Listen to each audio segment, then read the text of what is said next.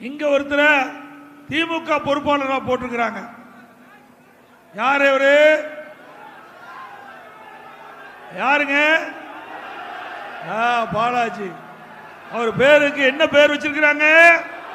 10 ரூபா பாலாஜி. என்ன பேரு? அவருதான் இங்க பொறுப்பாளரா போட்டிருக்கிறாங்க.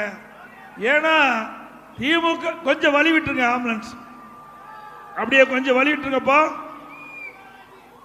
இன்றைய தினம் ஊழல் செய்து ஊழலுக்காக சிறைக்கு போன்றவர் தான் இங்க தேர்தல் பொறுப்பாளர். கொஞ்சம் வழி விட்டுருங்கப்பா, கொஞ்சம் வழி விட்டுருங்க. போட்டோம், கொஞ்சம் வழியிடுங்க, ஆம்புலன்ஸுக்கு கொஞ்சம் வழியிடுங்க. சிந்திச்சு பாருங்க. உச்ச நீதிமன்றம் கேள்வி கேட்குது. திமுக இருக்கின்ற அமைச்சராக இருக்கின்ற செந்தில் பாலாஜி உச்ச நீதிமன்றம் கேள்வி கேட்குது, நீ சிறைக்கு போகணுமா இல்ல அமைச்சரா நீடிக்க வேணுமான்னு. அவரும் வாய்தா மேல வாய்தா கேட்டு பார்த்தாரு, உச்ச நீதிமன்றம் விடல.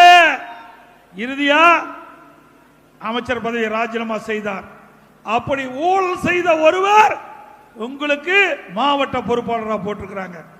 சிந்திச்சு பாருங்க.